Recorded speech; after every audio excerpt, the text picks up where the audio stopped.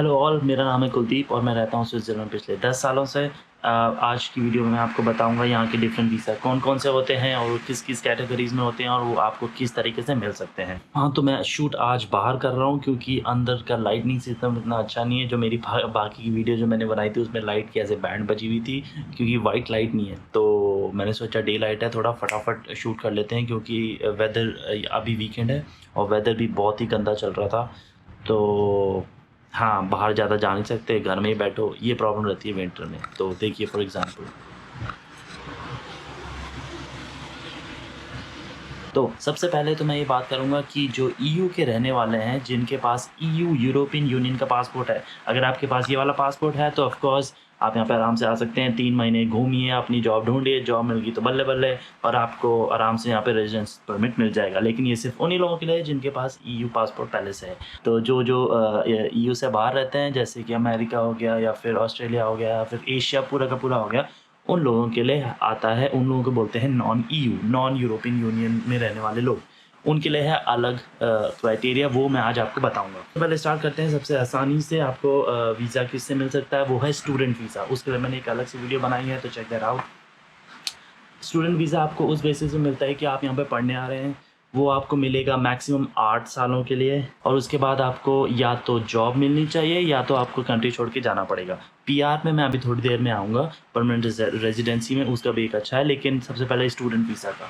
तो mostly student visa में आपको वही चाहिए रहता है, फ़ाइनेंशियली दिखाना पड़ेगा कि आप 1 साल के लिए अपने आप को सपोर्ट कर सकते हैं, क्योंकि यहाँ पे फ़ीस इतनी ज़्यादा है नहीं, तो आपको एक्स्ट्रा कुछ पेमेंट नहीं करनी पड़ती है पहले से आने से पहले। तो आपको सिर्फ अपने बैंक अकाउंट में पिछले 6 महीने की स्टेटमेंट दिखानी पड़ेगी कि हाँ भाई, मेरे पे इतना पैसा है कि मैं 1 साल के लिए यहाँ पे अपने आप को सपोर्ट कर सकता हूँ और मैं यहाँ की गवर्नमेंट से कोई पैसा नहीं लूँगा। लेकिन 6 महीने जब आप यहाँ पे आते हैं, उसके बाद आप काम करना शुरू कर सकते हैं 15 घंटे पर वीक, तो आप अपने आप को उससे सपोर्ट कर सकते हैं। तो ये स्टूडेंट वीज़ा है। ये मैं एक लिंक डाल दूँगा, उसका नाम है वीएफएस ग्लोबल। उसके थ्रू आपको पूरी जानकारी मिल जाएगी कि क्या-क्या डॉक्यूमेंटेशन लगते हैं। तो मेनली स्टूडेंट वीज़ा सबसे आसान तरीका ये है। इसके बाद आता है फैमिली रियूनिफ़िकेशन। फैमिली रियूनिफ़िकेशन मतलब जो पहले से यहाँ पे रह रहा है, जैसे कि कोई भी इंडियन या फिर कोई भी चलिए इंडियन की बात करते हैं, कोई इंडियन यहाँ पे रह रहा है, उसकी हो जाती है शादी। अब उसकी है बीवी, तो बीवी को यहाँ पे लेके आ सकता है, उसको बोलते हैं फैमिली रियूनिफ़िकेशन वीज़ा। वो आपको मिलेगा डिपेंडेंट, मतलब जब तक आप अपनी बीवी को या आप अपने हस्बैंड को इधर लेके आएँगे, जब तक आपकी जॉब रहेगी, उनका वीज़ा भी रहेगा। अगर आपकी जॉब चली गई, तो आपका वीज़ा भी कैंसल हो जाएगा और उनका वीज़ा भी कैंसल हो जाएगा। इसे कहते हैं dependent visa on family reunification. Family reunification visa के बाद अब आती है बात वर्क वीज़ा की, जिसके मेरे को काफ़ी लोगों ने पूछा वर्क वीज़ा कैसे मिलता है, ये वगैरह-वगैरह। वेल, वर्क वीज़ा मिलना यहाँ पे बहुत ही मुश्किल है क्योंकि यहाँ पे है एक कोटा सिस्टम। तो हर कंट्री को एक कोटा दिया जाता है और उससे ज़्यादा उनको वीज़ा नहीं मिलता। वर्क वीज़ा के लिए आप अपने आप से कुछ नहीं कर सकते, आपकी कंपनी आपको स्पॉन्सर करेगी और वही सारे पेपर वर्क हैंडल करेगी। और आपके हाथ में वर्क वीज़ा से रिलेटेड कुछ नहीं होता। आपके हाथ में बस ये रहता है कि आपको यहाँ पे जॉब ढूँढनी है और उसके बाद सारी का सारा काम करती है कंपनी या फिर आपका कॉन्टैक्ट यहाँ पे जो भी है, आपके पेपर वर्क एक्सेट्रा सभी तरीके से जाते हैं और आपको वहाँ पे वीज़ा मिल जाता है। अब ये वर्क वीज़ा से वही लोगों को मिलता है जो कि अपने फील्ड में एक स्पेशलिस्ट हैं, जो कि जैसे हो गए प्रोफेसर्स या फिर किसी कंपनी के बड़े डायरेक्टर्स या फिर मैनेजर्स, जो कि यहाँ की कंपनी ना ही स्विट्ज़रलैंड में ढूँढ सकती है, ना ही पूरे यूरोप में ढूँढ सकती है। उसके बाद आता है आपका नंबर। तो पहले वो ढूँढेंगे कि हाँ भाई, स्विट्ज़रलैंड में कोई नहीं है, उसके बाद यूरोप में कोई नहीं है, उसके बाद आप ही हैं जो ये काम कर सकते हैं, इसलिए आपको मिलेगा वो वर्क वीज़ा। तो ये मैं कहूँगा कि सबसे मुश्किल वीज़ा है जो आपको मिल सकता है। वीज़ा मिलता है 3 महीने के लिए, उसके बाद आप यहाँ पे आके अपना रजिस्ट्रेशन कराते हैं, तो आपको हर साल मिलता है एक residence permit. Every year it gets extended. So हर साल आपको जाना पड़ेगा और आपका नया परमिट आएगा बेस्ड ऑन योर जॉब। तो जब तक आपकी जॉब रहेगी ऑफ कोर्स, तब तक आपका वीज़ा आता रहेगा। ये हो गए 3 तरीके के मोस्टली मेनली वीज़ा जो आपको स्विट्ज़रलैंड में एंट्री देंगे। Of course tourist visa extra है, लेकिन टूरिस्ट वीज़ा तो टूरिस्ट वीज़ा है, तो उसके बारे में तो मैं क्या ही कहूँ।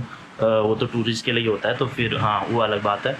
अब बात आती है, हाँ भाई, हमको वर्क वीज़ा मिल गया और हम यहाँ पे रह रहे हैं, अब पीआर का क्या है? मैं 10 साल से रह रहा हूँ, मेरी आज तक अभी तक पीआर नहीं है। मेरे को हर साल अपना परमिट लेके अथॉरिटीज़ के पास जाना पड़ता है, वो मेरे को एक्सटेंड करते हैं हर साल। तो अभी तक मेरे पास परमानेंट रेजिडेंसी नहीं है 10 साल होने के बाद। रूल ये है, क्योंकि कंट्री छोटी सी है, 8 मिलियन लोग हैं हमारे यहाँ पे, तो अब रूल तो थोड़े मुश्किल होंगे ही ना, तो क्योंकि सबके सब इधर ही आ जाएँगे तो फिर हाँ, बात बनेगी नहीं, इतनी जगह नहीं है, ना कि इतनी एक्सेट्रा एक्सेट्रा जो भी हर कंट्री के अपना खुद के रूल होते हैं इमिग्रेशन से रिलेटेड। तो पीआर, आपको पीआर मिलेगी 10 साल के बाद। 10 साल के बाद ये नहीं है कि मिलेगी ही मिलेगी, आप अप्लाई कर सकते हैं 10 साल के बाद।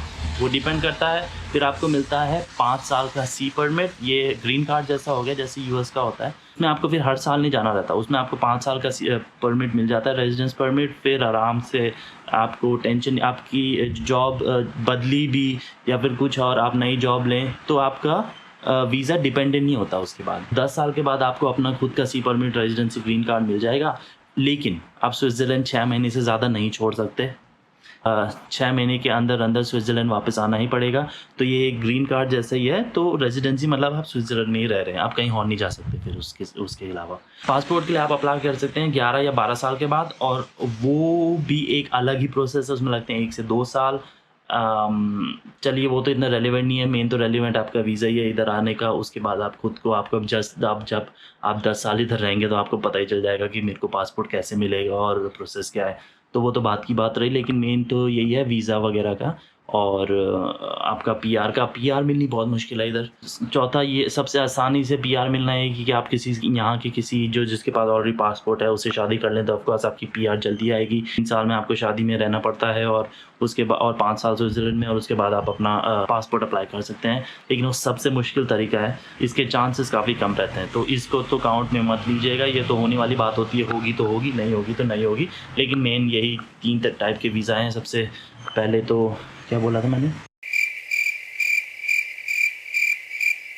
सबसे पहला स्टूडेंट वीज़ा, उसके बाद आता है स्टूडेंट वीज़ा। कमेंट में बताइए मेरे को आपको क्या-क्या क्वेश्चन है और मैं आपको रिप्लाई करूँगा। तो thank you for watching this video. अगर आपको वीडियो पसंद आया तो सब्सक्राइब कीजिए, और मैं और भी ऐसे वीडियो डालता रहूँगा। तो ऑसम।